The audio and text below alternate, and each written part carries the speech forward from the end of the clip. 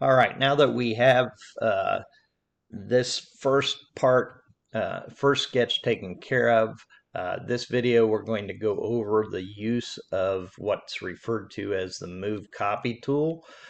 So I'm going to come up here to my Modify panel. We'll go ahead and left click on the arrow.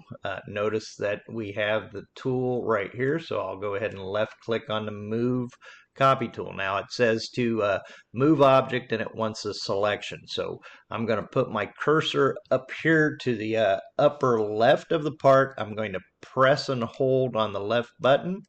And I'm going to window over everything in that view. So I'll release the button.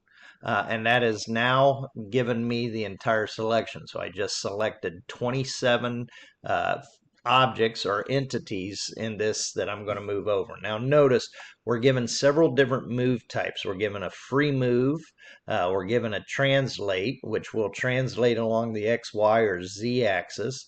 We're given rotate, there's a point to point, and then there's a point to position. And we have a set pivot. Here we have our different X distance, Y distance, Z distance boxes and different degree angles.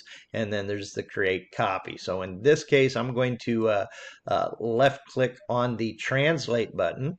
I'm going to type in 3 here. So we're going to move this over and we're going to create a copy of this. So I click the check mark for create copy, and now I have just copied this over by a distance of 3. I can go ahead and click OK. So now I have 2 of these, and this is the move copy selection in 2D sketch mode, how we utilize the move copy tool.